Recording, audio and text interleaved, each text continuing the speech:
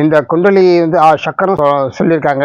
இந்த 6 சக்கரம் தான் இன்னைக்கு விஞ்ஞானம் என்ன சொல்லுதுன்னா 6 வித ஹார்மோன்ஸ் சுரக்கிற இடம் அப்படின்ட்டு இன்னைக்கு சயின்ஸ் ஒத்துக்குது. நல்ல மனிதர்கிட்ட 9 ஹார்மோன்ஸ் சுரக்குது.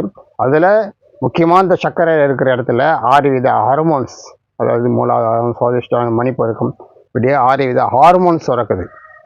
இதுதான் வந்து நீங்கள் யோகம் பண்ணும்போது அந்த ஹார்மோன்ஸ் வந்து கரெக்டாக பேலன்சிங்காக இருக்கும்.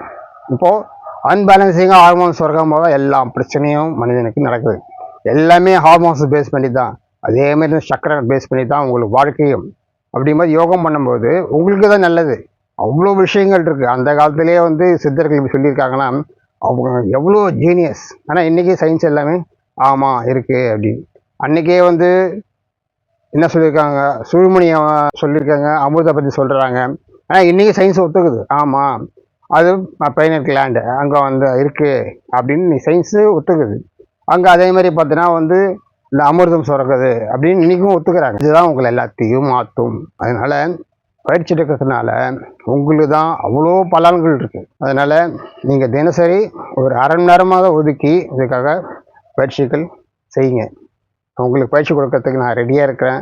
அதேமாதிரி இதுக்கு ஃபீஸில் வாங்க மாட்டேன். குருதட்சை மட்டும்தான். குருதட்சைன்றது உங்களுக்கு விருப்பம் உள்ள பணம், பூ முடிஞ்சால் பூ, பழத்தில் பாக்கு, இதெல்லாம் சேர்த்து வச்சு கொடுக்குறது தான் குருதட்சணை. நான் இது இறைவனோட கலை. இதை வச்சு நான் சம்பாதிக்க வரல. சம்பாதிக்கிறதுக்கு 1000 வழிகள் தெரியும். ஆனால் சம்பாதிக்காமல் எது மக்கள் சேவை செய்யணும், இதுதான் நிஜமான ஆனந்தம் இருக்குது. அதேமாதிரி இது இறைவன் கட்டளை. இறைவன் சிவனுக்கு என்ன பிடிக்குன்னா, நீங்கள் கோயிலுக்குள்ளாக போகிறது இல்லை, அபிஷேகம் பண்ணுறதுல இல்லை, அதை பயங்கரமாக வணங்குறதுல இல்லை. இது மாதிரி அந்த யோக முறைகளை கற்றுக்கிட்டு செஞ்சுட்டு மற்றவங்களுக்கு யோகத்தை போதிக்கிறாங்க பாரு, அதுதான் சிவனுக்கு ரொம்ப பிடிக்கும். நேரடியாக பார்த்துட்டே இருப்பார். அதேமாதிரி நீங்களும் யோகம் கற்றுக்கிட்டு அந்த யோகத்தை மற்றவங்களுக்கு போதிக்கும் போது இறைவன் வந்து நேரடியாக அவங்க கட்டுப்பாட்டில் இருப்பார். இது நீங்கள் எல்லாம் புரிஞ்சுக்கணும். இது உண்மையும் கூட. நீங்களும் வேணா சில புராணங்கள் சித்தனூர்லாம் படித்து பாருங்கள், இதெல்லாம் எல்லாம் இருக்கும். அதனால் இறைவனுக்கு பிடிச்சதே என்னென்னா அவர் கற்றுக் கொடுத்த யோகத்தை செய்கிறது, அதுக்கு மேலே அந்த செஞ்ச யோகத்தை மற்றவங்களுக்கு கற்றுக் கொடுக்குறது.